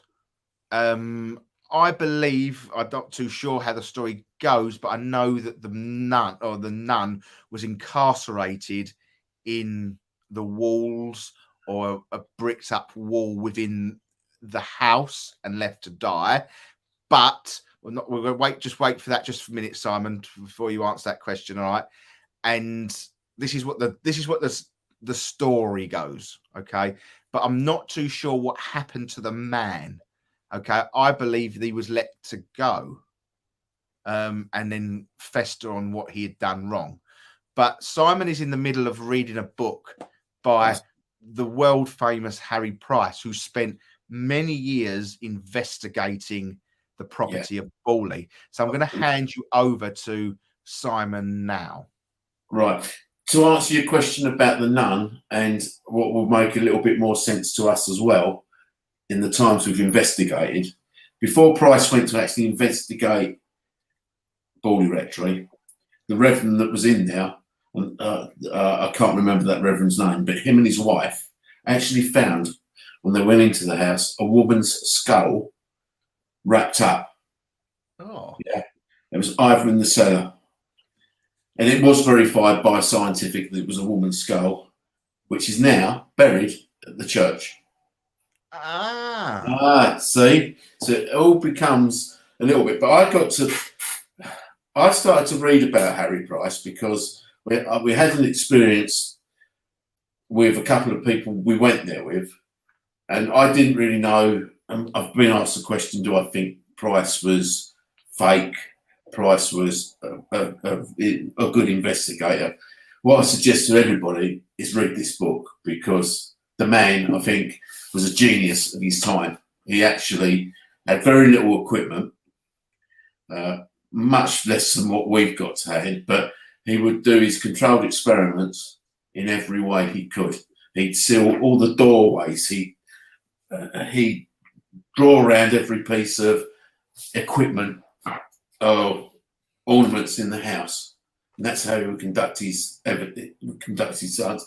He would invite mediums in. He never confessed to be a medium. He wasn't a medium. He's not a medium.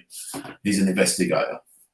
And some of the things that what we've been, I've actually written notes as I've gone through on my phone just to point them out. And they were actually standing in the rectory one night and outside of the rectory. And there was a carriage there that was attached to wood. Obviously, the horses were in the stables, but the carriage was there. And they were all standing in the garden. And all of a sudden, pebbles started to rain down on the top of the carriage, just coming out, and everybody could see it. Whoever, they were all standing in the garden, and bang, bang, bang, bang. Pebbles were hitting the top of the carriages, hitting the people. Well, we've had that where the pebbles have been hitting the top of the cars. Yes. So again, that made sense. Made absolute sense to me. That's really what it was all about. The thing that just before you carry on with, just can you do the name of the book again for us? Yeah, it's The Most Haunted House in England, and it is by Harry Price. But what it does, if you read the book, you start to read, and he'll say, you don't have to read these chapters if you don't, but I suggest you do. And if you start reading this book, you need to concentrate a little bit, because and like do a sort of meditation into it, because this book takes you there. It's like you're with Harry Price. That's all I can say. It's like you're actually at the investigation. And this book he talks about there, and I come out of it sometimes and think, I'll go and speak to Harry Price, because that's how good the book is. It's really, really a cracking book, and that's why I keep going back to it. Fantastic book. And it's made me believe in how he investigated was proper. There was no fake about him. He tried to debunk everything. He actually tried to go through and debunk everything there was, but he just couldn't. And, you know, like you see the old servant bells. Yeah. And how boring the rectory would have had these servant bells. They went off regular, and you know, and he didn't stay there quite a lot until he actually rented the house at the end. He rented the house, I think, at the end of the investigation, was about another 2 or 3 years before moving out. But he used to stay in the Bull Pub down in Long Melford, which again, which again we've been in, Russ. We've met there. Yeah, we've met there. We have. Yeah, It's a lovely pub. Yeah, it's lovely, and that's where he used to stay. And you think about it, this is less than what, 100 years ago? It's not 100 years ago.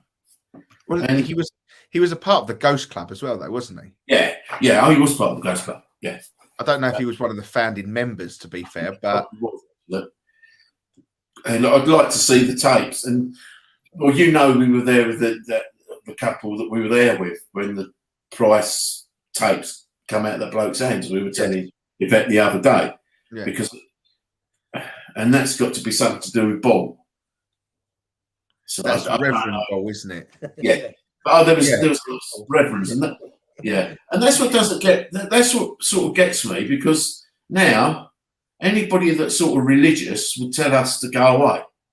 They don't believe in us, but the people in this rectory, there's about 5 reverends he dealt with. They're open to it. They're investigating it with him. You probably find that they might try to be like that now, just to try and keep people away from the area. They probably had enough of it. They could have had enough of it for so much now. They're saying to people to go away or nothing happens here, because they don't probably want anybody tinkering around the church. But unfortunately, That's just my theory. I'm not saying that's true, but unfortunately, people are always going to be interested in it, especially young investigators trying to, start off or anything. Because that's where I started, and that's probably where you two said earlier. That's where you started. And I think probably every member of the team, that's where we all started at Baldy Rectory. Yeah. I think you're right. Baldy Church. Yeah. Yeah. Now we're all part of a team. Brilliant. The one thing I'll sort of go to this how do I put it in a polite way without offending too many people, that today's people of the cloth don't like this investigation work, but I don't, they I suppose they only believe that one man can come back. I suppose that's their way of looking of it. But they still believe that something can come back.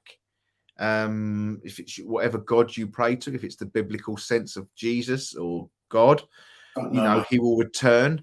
It can happen. It's written, it's written in the Bible that he will return one day. So how's he going to return? But we've had a lot of nose turning from when we've investigated. And I just think, if some of these people must believe that you don't just die, when you do a service and we cremate people or send them, and the committal, there's ashes to ashes, dust to dust. A lot of that is to say, like, you don't die, you're going to a better place, so it's all there in front of you, but it doesn't feel like they allow it. And that's what I think they see it in a different way than what we do. I know. I do get that. But I want to say, let's say how I feel. I think they're selfish to believe that there's only one person that can come back in Jesus or God, whoever they think will return. I think we're all spiritual people, and I'm strong. We don't die after, we don't die. But spiritual people see the world differently too. They see the outside the boxes, don't they? I'm very surprised when anybody that's spiritual. I've never come across anybody that's spiritual that does not see outside the box to what we do. What we do. Yeah. I never see anybody that's closed within the box of just a basis of information. Everybody sees it differently in their own way, and that's obviously the difference. The people of that church that now don't want the investigations to go around, back in the 80s, they were quite happy for the BBC to come and film in that church and pay money to film in that church. Well, money talks. I'm not gonna air my. To be fair, if I start airing my views on the money to the church side of things, that should be on my journey through the unexplained. But that's a conspiracy that should be on a different show for me. Well, making a new roof, didn't it? Yeah, exactly. The old church roof. But before I get myself into trouble and God strikes me down and takes me off air, Stephanie Coulson, does the book mention the writing on the walls? I haven't seen it yet, but Steph, I have seen the film, which is about this book, and I do remember writing on the walls in that. So I may not have got that far yet, because I'm 117 pages out of 200, about 234. So I've still got a bit to go, but I'll try and finish it next week. There's more questions within that. I think I read in another book it was dedicated to Marianne. Yeah, I have heard this, but not in this book. So, not in this book yet. But if I do, I'll let you know. But definitely, I did see writing on the walls in the film. I've watched the film. The film's good, but I suggest you read the book first. I've got the film sitting on there. I have got the film sitting on the side. Yeah. I might give that a go. Watch it. it's not gonna. It's not jumpy. It's not gonna. I'm not worried about if I No, but you know, some of these films that Toya in it, hasn't it? Hollywood starts on it, but It's got our beloved Toya on it, hasn't it? Toya Wilcox in it. I think it has, yeah. Yeah. I think it is, yeah. And if anyone don't know that, like, honestly, just go over and watch Toya Wilcox Sunday Lunch. That'd be an eye opener for everybody that has ever watched anything in their life. Toya Wilcox Sunday Lunch with Robert Frapp. It is the greatest 3 minutes of your life. Well, for you it is. Yeah. One of the ladies wrote a book and now complains when people turn up. Exactly, Kim. Exactly. It's but I agree with you. But the book actually maps out where the rectory was, and we've stood at those gates, Russ. It's actually on the road. Do you know where we did further on back to the church? That's still part of that because you can see it from the map that's in here. That's what they call the Nuns Run. Yeah. Up that the Nuns Walk or the Nuns Run. It's either or either. Potato, tomato, or whatever they say. Run, does she? She walks. How do you know she might run? The signs of her have been that she walks. I've never seen her run into her. Well, Running when up you to turn up, they might run. That's when you Right. Julie Thin, I agree with spiritual people are more for open-minded. It's unfortunate the hierarchy of religion orders are closed to other allies of thought. I agree with you, but Julie, I think they open the alleys of thoughts when there's something in it for them. I think, definitely.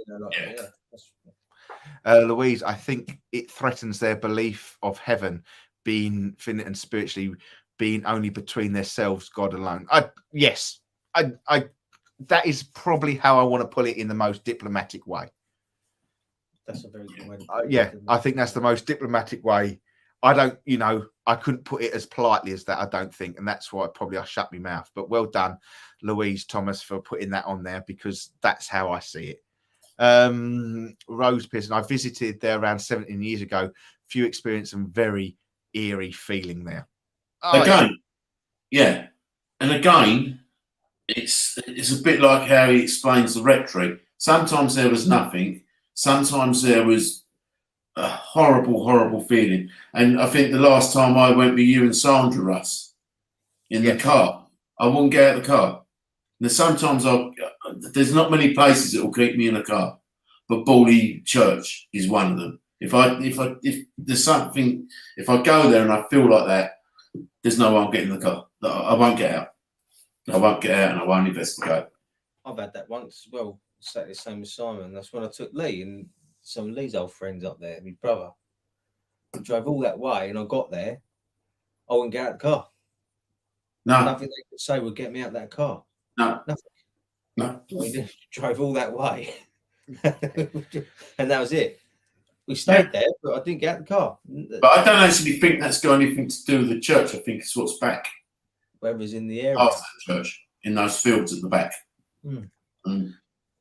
But and okay then, so let's talk about our experiences at Bawley. Let's talk about our experiences Bawley because we've all had something that's gone on there.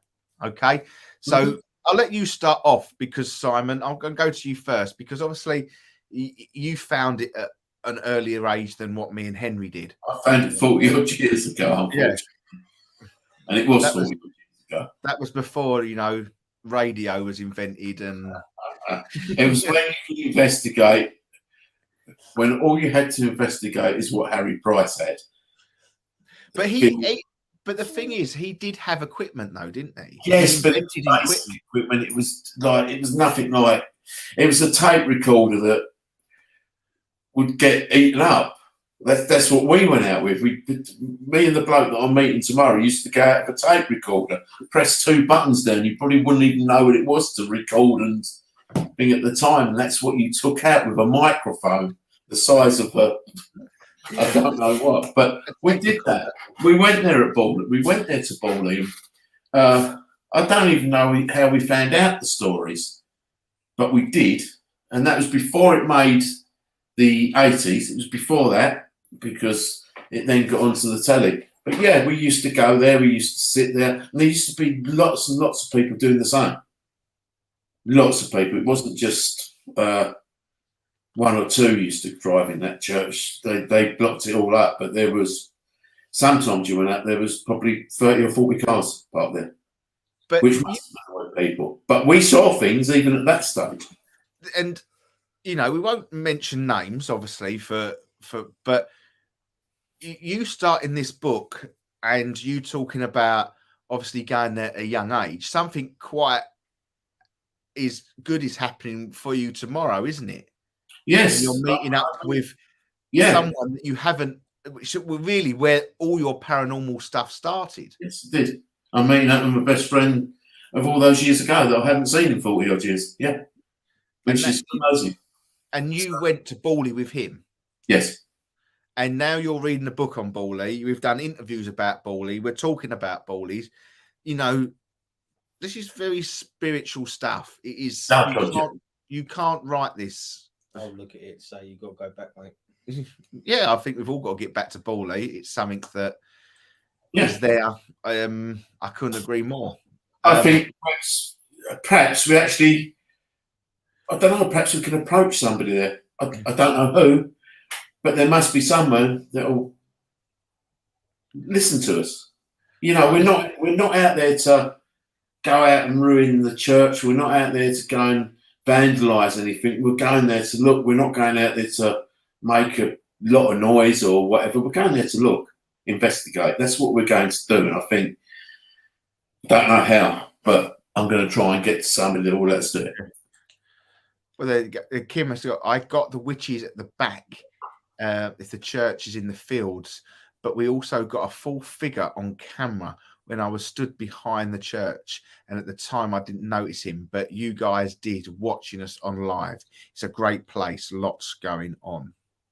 It is a really weird place. Do you know who walks in the front of the yard? I had someone running through the small trees that leads to the door, shadow figures on the field at the back, and strange noises. Well, round the back of the church, we did a video there. You'll see it if you go onto our YouTube channel.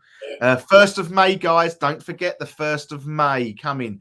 It's dropping. The first episode of the EGH Paranormal Live series is going to be dropped on the 1st of May on YouTube. So don't forget that.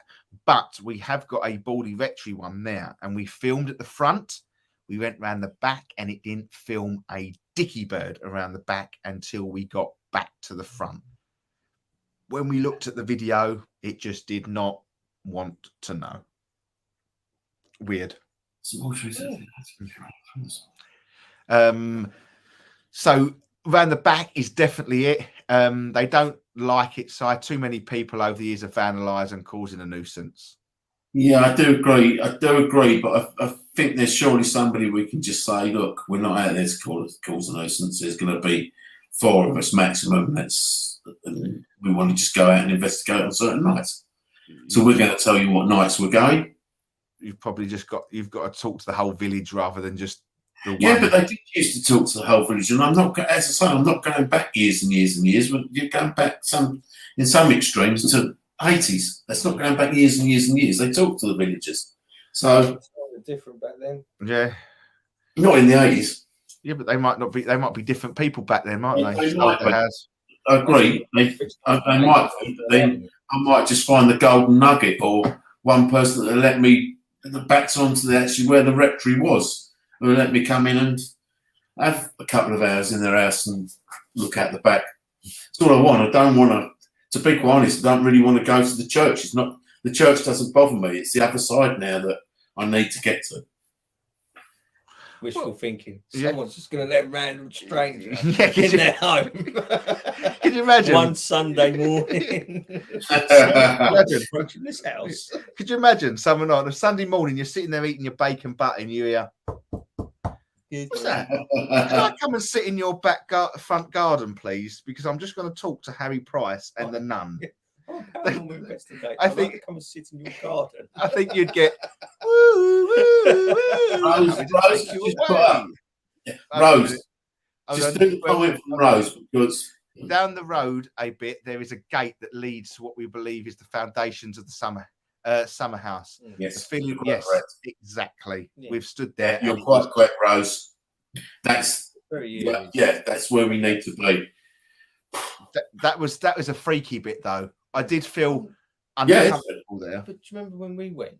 When we done that show, Mm. us three. Do you remember at the end of it we walked down there, didn't we? And they had actually cut all of that back. Yes, so you could see in it. So you could always see in it. Whenever I went before, it was always overgrown, but now Yeah. it was. Sorry, but then they'd opened it all up a little Mm. bit, didn't they? It is such a unique place. Such a unique place. For me, it holds a hell of a lot. You know, it's where it all started. It was it all started for me there when you took me there and I saw that young boy standing behind the grave. I remember it, I can describe him, tweed jacket, you know, flat cap, you know, his grey socks up to his, you know, just above his calves and his shorts, his tweed shorts on. I remember it and I could see him so clearly and it freaked me out. My first ever time, it freaked me out. And that this place holds so much for me spiritually there. And it always calls you back in some way. It always seems to call you back. Like things like this and things like I don't know, it never lets you go. It won't let you go. Never Which let is you great. go. Well, I'm due a visit there, to be honest. I'm never really going no longer than a few years of not going there, so I'm due a visit. To be fair, this is the longest I've been. This is the longest I've been without a visit to Bawley Rectory. Because it does, you know, the last, well, I'll tell you that. When did I visit Bawley? Sandra. Me and Sandra, I wouldn't get out of the car. I think that was the last time. Because I do remember the organ being played. Me and Sandra Sandra heard heard it. Yes. the organ being played quite clearly hearing the organ being played or music coming from somewhere. Yes, when we popped in to see Kim, Yeah. we drove back past it, didn't we? Just to make just have a look. Yes, I do remember now. We did pop past it just on the way home that night.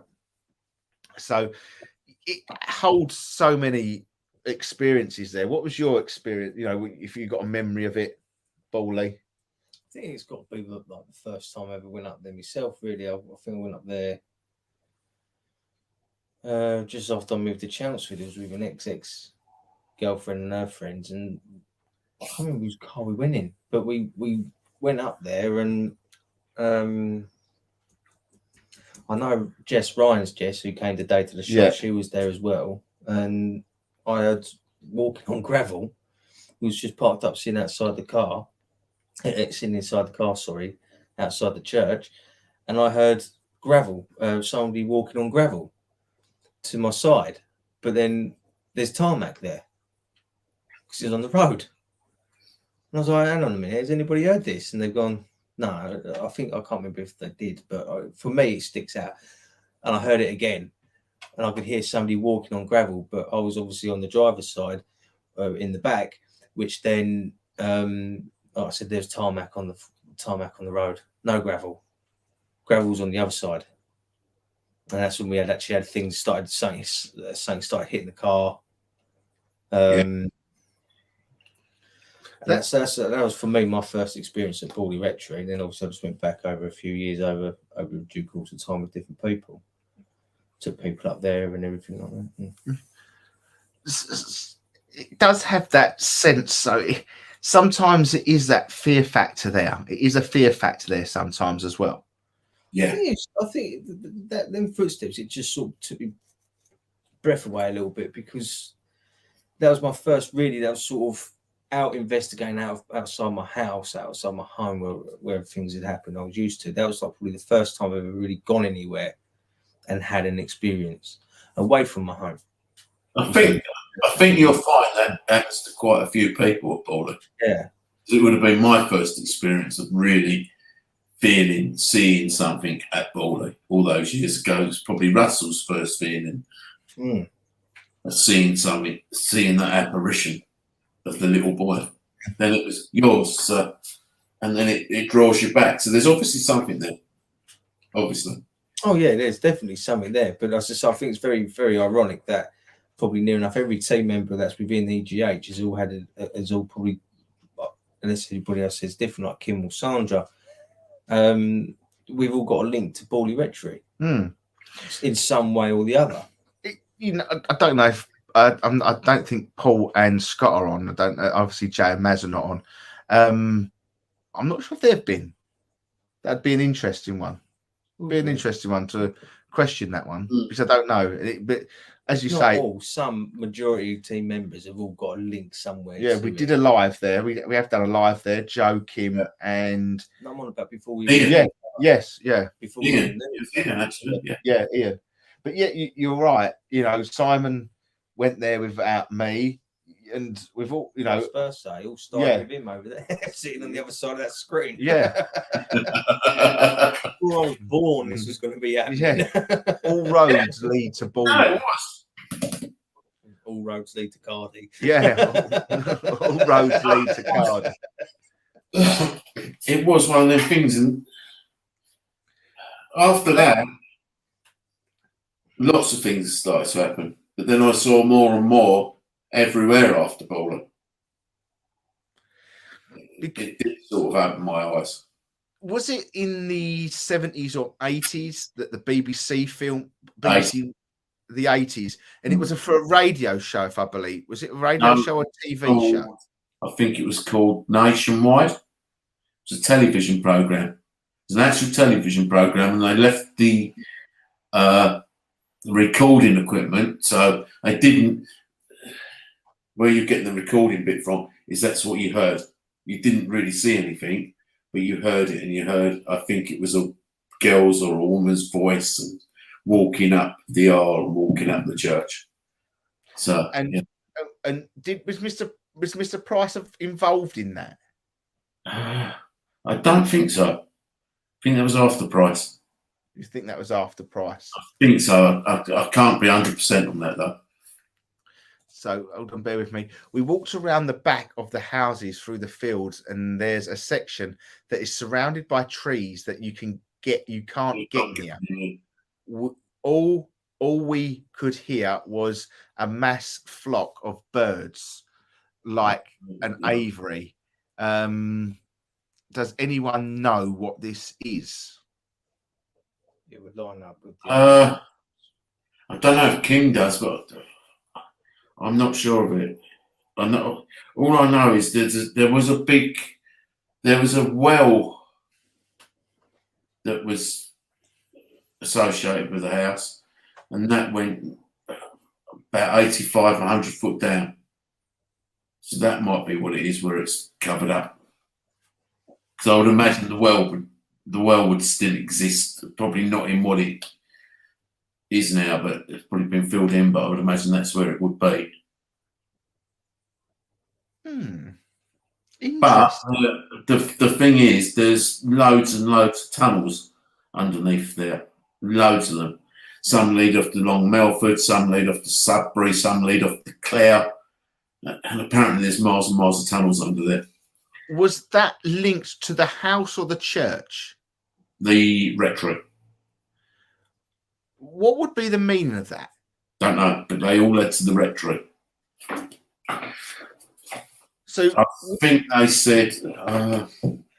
So you say the rectory wasn't there quite a long while ago. So are we taking Cromwell out of the situation? Oh yeah. Why be like? No, this was what was there before. I don't know that. I can't tell you what was there before. Because you'd normally associate with tunnels around a rectory and church. Obviously, a lot of them were built because of Cromwell and all that sort of stuff. So I'd understand all that. Well, the part of the book says the rectory was served by a well over 85 foot in depth. At 65 foot down that well, there were tunnels discovered, which led to many other tunnels leading miles into Long Melford, Ewers, Clare, Sudbury. That's amazing, really. Hmm.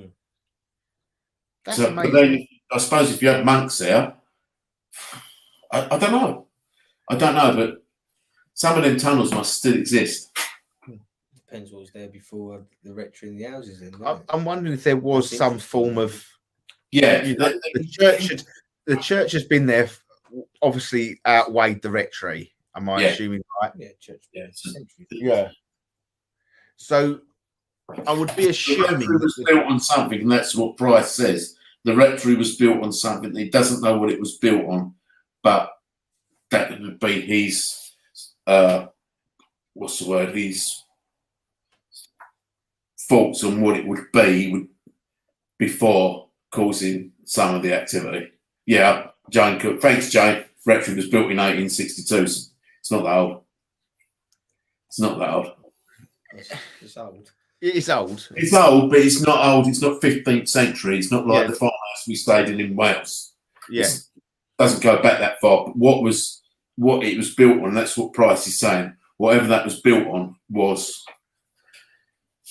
caused a lot of the paranormal activity. That's what he feels. They found treasure buried there, or a diviner found treasure. a divine. And I think I actually remember this because this has been on telly. They looked for treasure in that bit by that gate. Yeah, I think so. I've seen this on telly, and I'm pretty sure. I could be wrong. I am pretty sure that Harry Price was a part of this. He might have been. He might have been. I can't say he wasn't because I don't know, but I don't know. Yeah, the church backs to the 11th century. That's old. That's very Yeah. old. Yeah, and now but if these tunnels are coming out of that church, it makes more sense to me. no, it's not the church. It's coming from the rectory. Don't go to the church. It Yeah, comes. but is what I'm saying. If they would. What about if the tunnels were originally from the church, and then the rectory aligned them tunnels to the church? Yeah, it could be. It could be. Yeah. I'd be saying that in that sort of. Oh, time- they're saying there was a rectory on the land before. Okay. So So, I know that tunnels were quite common in rectories and churches around that, the Cromwell era because of I think Henry VIII didn't he order the yeah. He was so I could Oh, yeah, you used to have that. Cromwell was Henry VIII used to have that house nearby, didn't he, in Long Melford? did he? Is it Kentwell Hall, isn't Is it Kentwell? Kim- I- it? The house in Long Melford Place, is it Kentwell Hall? Henry VIII's old VIII house. had hundreds of Yeah, places but around, that- didn't he? But apparently, Oh God, yeah, yeah. you've got that big old church there as well, wouldn't you? Like, Yeah. You can actually see it from Yeah. the rectory. Well, I heard a rumour apparently that he actually had his service or funeral there, and then they took him from there to London. Interesting. How true that is, I do not know. I wouldn't hold me to that. It's just something I heard. So that was another rectory destroyed by fire. It does seem weird. It does seem weird how these rectories went in fire. Now, okay, look, we've got 10 more minutes. 10 more minutes before we have to disappear into the wonderful world of normality. Why do we think that these rectories are being burnt? This is a very religious thing. Are we going down the biblical line that it is the evil side of things that are taking these rectories away? Apparently, it was the poltergeist or something that burnt it when it's like that's it. They think it's poltergeist activity because even when the rectory was empty, nobody was in the rectory. There would be candlelight appear in the windows. Yeah, so that's what I. and that was witnessed by Price himself coming back one night. They all saw this light and got to the rectory. No, there was no light in the rectory, but you could see it. Why? I don't know. I don't know what causes fires, mate. I can't. It would be very. I think there was something very sinister in the house, and I think he knew that. I think he knew that. But To destroy rectories, it's not going to come from a good spirit. no, I can't see it coming from. No. Yeah, but isn't the rectory just a place where the vicar lives? It would have biblical proportions, wouldn't it? Yeah, but it's just only like a house where Yeah, but if you, priest or vicar lives, isn't it? It's not really. but it's like easier to ordained, burn is it? down the rectory because it's going to have wooden structures in it than that church would. Yeah, but it's not unless they get Stone brick unless is a they brick. get ordained and blessed like a church. yeah. Don't know. I don't know. They just seem. Watch the film. Watch the film. It's quite good. It's not. I wouldn't say it's like the book, but the book will take you there if you've got the mind to really go into it. It is like you're there. Yeah. Well, we'll give that a go. We'll give that a go. I'm just more drawn. I can't help but just if 2 rectories have been burnt down. Yeah. Okay. Sorry, I've just got to go to this one. I read somewhere that the summer house was also burnt down with someone inside. Oh, that's new. Could be, but I haven't read. Well, as I say, I haven't got that far yet. But I'm sure if I do, I'll let you know, Rose. Very, very, very strange. It's a very strange place. I can't say any more than that, to be fair, how weird and wonderful Baldy Rectory is. Throughout history, conflicts between the Catholics and Protestants who were common to set religion locations ablaze. I can understand that as well. Yeah, I can Yeah. understand that. Yeah, but I don't think there was any conflict when the when this rectory went. It wasn't. It was still there in 19 whatever, wasn't it? 1930 odd. So it was still there. And there was no sort of conflict then, but Who knows? Hey, I don't know. who I can't knows? answer that one. Maybe Harry Price was definitely onto something, and whatever was there. Then Harry Price was, I think, a very good investigator. Very good. I don't think he tried to fake anything, to be honest. I think he got people around him. if he was going to uncover something, and Yeah. whoever was there didn't want it uncovered, what's he going to do? It's going to stop him, innit? And maybe it burning the rectory down stopped it, didn't it? But Louisa said the energy would still be there. Very much so. Totally Yeah. agree. Totally. With inside, if we're talking about the theory, yeah, I can get that very much so. Yeah, the energy. was Fire there. has been used throughout history to cleanse. Yeah, good point. Good point. Yeah. Rose said, "Don't know how people live there." I'd love to live there. It'd be the most- I'd take that house on wherever it is any day a week. But guys, we have come towards the end of the show. We've made it again. We've made it again. I'm just going to do something so you all know where I am talking about, because I can't go anywhere without mentioning the new shop, guys. We need you all to pop down. If you want to come and have a chat with us, get down to the White Elm Garden Centre in Danbury, Chelmsford, CM34LR. Come and talk to us about Baldy Rectory. Come face to face if you've got any pictures, videos.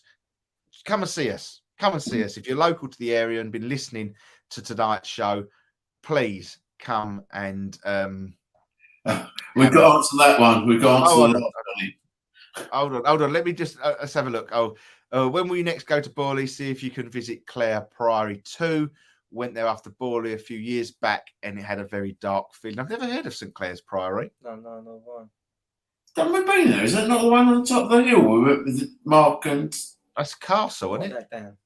no, the one we went. That's the castle, Clare Castle.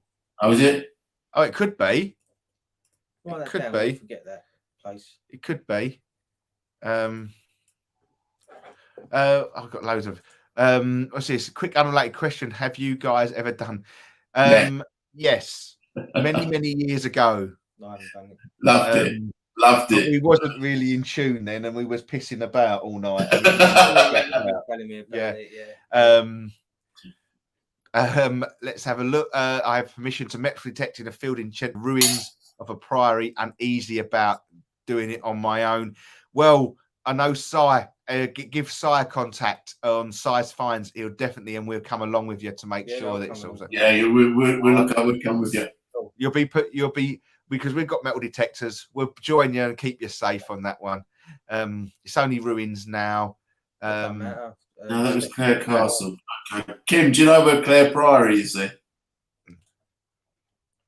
Really great night, guys. I will take you to the we'll take you to the Rectory Priory. I'm assuming that was. Yeah. But no, thank you ever so much to everybody that has joined us tonight. But honestly, guys, you've been an absolute crazy bunch tonight. Thank you for joining us. I want to say a massive thank you to Henry that has joined us tonight in the house. Cheers, H. No, I like it. Thank you ever so much to Mr. Simon COVID-free friendly now back on our airways. Clap. No, the sound effect. Oh, I haven't got no clap. You did. You had it. No, I've only got laughter. Oh, we have the laughter then. All right. That's it. But no, thank you ever so much for everybody that has joined us tonight. Will we be back next week?